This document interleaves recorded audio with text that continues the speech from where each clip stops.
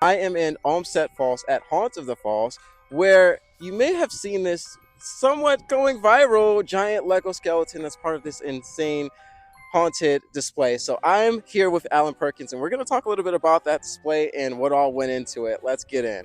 All right, so the Lego skeleton's 13 and a half feet tall, or right over 4 meters. So if you're the original, looking at a Lego minifigure, they're exactly 4 centimeters tall. So this is 100 times larger. He's made out of styrofoam. He's got a metal armature on the inside of him that helps it support for the weight, the wind, everything else. And I mean, he was all hand carved and done over the course of about a month and a half, planning for probably about a year before that of figuring out exactly how to build him. But he's styrofoam with a hard coat over top and a replica of the original. And what made you do like a Lego skeleton? Was there anything in particular that inspired you, big on your childhood, or what? So I've done a couple Lego oversized builds in the past, and they've always sort of been popular. Um, it is really difficult to try to find something that an adult and a kid both stop and look at and are sort of in awe of or have a sense of wonder. And when it comes to Halloween displays, that's extremely difficult to do. So Lego seems to be one of those things that everybody comes together on. And like, I remember that as a kid, or your kid still plays with Legos, and it's just something neat. Talk to me a little bit about the rest of your display. Obviously, that's going to be the big centerpiece that everyone wants to talk about, but you've got a lot going on here if you want to walk me through it. Yeah, so the the theme of the display this year is basically small to large. So the Lego skeleton is 100 times bigger than the original minifig, and the skeletons in front are all holding a smaller version of the items behind them. Mm. So there's the 12-foot skeleton from Home Depot, and then there's a small pumpkin compared to the large one that we carved out of foam. I've got an Inferno that's small compared to large, and even the spider that has a rider has got a spider in his hand that's also holding, again, a miniaturized version of what he's riding. So the concept here was kind of small to large, and in part because the original goal with the skeletons for St. Jude was $10,000.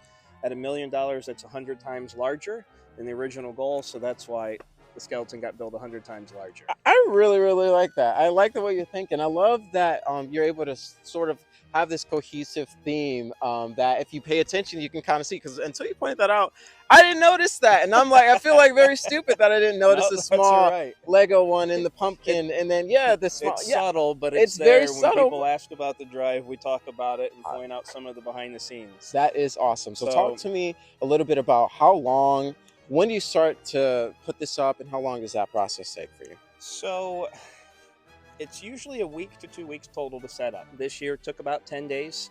And we actually just finished putting the moss, which gets shipped in directly from Florida. It's live Spanish moss. We just put in the moss yesterday because it finally showed up. But it's about a 10-day to 2 week process typically to set up. And it stays up until November 1st, and then it all comes down and gets stored. Okay, now walk with me over here to this portion of it. You told me a little bit about these tombstones, which, um, no offense, but if my name was on this, I don't know if I'd feel some type of way about that. But talk to me about it. It seems like a kind of cute community thing that you've got going on here. Yeah, so when we first moved in 15 years ago, even though it's a small community, we didn't really know a whole lot of people on the road. We'd only been here for a couple months. We've been introduced briefly to a few people. And so I went on the auditor's website and pulled the closest 12 houses to me for last names and put them all on tombstones. And then I met all my neighbors. But funny enough, since then, I now have I would call it a running list or a waiting list for people that are trying to get into the display that were like, I would really like my name added to this. So we've had a few people move out of the community, other ones move in, and then a few other friends that have said, please add my name to the list. So every couple of years, I'll make up a half dozen to a dozen more stones, and we add them and expand the graveyard. That is actually a really funny story. Like I can just imagine me walking out and just seeing like my neighbor just having my tombstone, like my name on a tombstone. Like, what is that? All the But neighbors have been good with it, though. We haven't yes, had problems, yeah. and it's been a lot of fun. And now people look for their names and they try to figure out where they are. How long have you been doing this for? So we've lived here for 15 years, and I've had a display every year. Some of them are more popular than others. Some of them had a few bigger items in the yard than others. But we've done a life-size Lego Batmobile. We did a Lego haunted house that was about Hmm. 15 foot tall. I mean, we've done some oversized builds for fun. And this is just the newest creation. A couple years back, 2021, we had a skeleton that was breaking out of the roof of our house, and that one legitimately went international. I had an interview on the Today Show. There was an article in the Washington Post. It was crazy. And I'm actually okay that it stepped down just a little bit because there were thousands of people coming through each weekend, and it got overwhelming. Yeah, I can see it's It's a not it's it's not a like small street, yeah, not a so lot of places to park no, here. parking is difficult and it got crowded. So having a little bit more of a laid back display, I'm okay with. Hmm. This one is starting to take off a little bit, not near to the extent as the previous one. Hmm. Um, but yeah, I would say it's number two on the list. So it is a lot of fun. Um, I enjoy watching people's eyes light up with sort of maybe the magic that they haven't had in a while from when they were a kid and they saw something that was really cool. And especially the little kids that come out here. We've had a few of them show up in costume and having a good time. It's a lot of fun. My kids are just getting old enough now that they're starting to interact with people out here as well. And I think we've passed out 500 plus pieces of candy Hmm. already this season.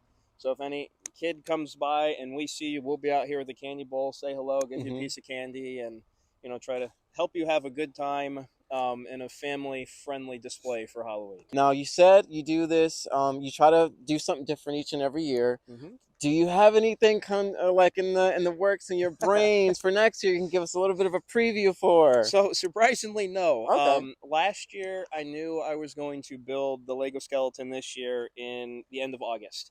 Um, I just had to gather supplies, figure out what I was going to make it out of, and how I was going to structure it so it Hmm. wouldn't break apart under its own weight or with the wind. Yeah. I've been suggested several times over to, build a giant Santa hat for it and leave it up for Christmas, and that's not going to happen.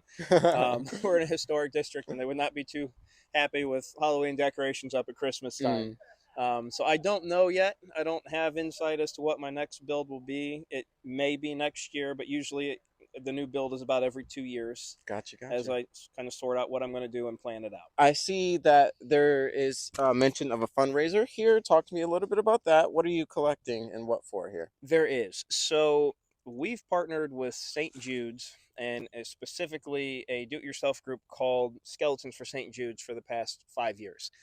And collaborating over the course of those 5 years, we're now at $950,000 raised. And that is not just my home. I am a very small percentage of that. We've got over 1,000 homes that have participated over those 5 years.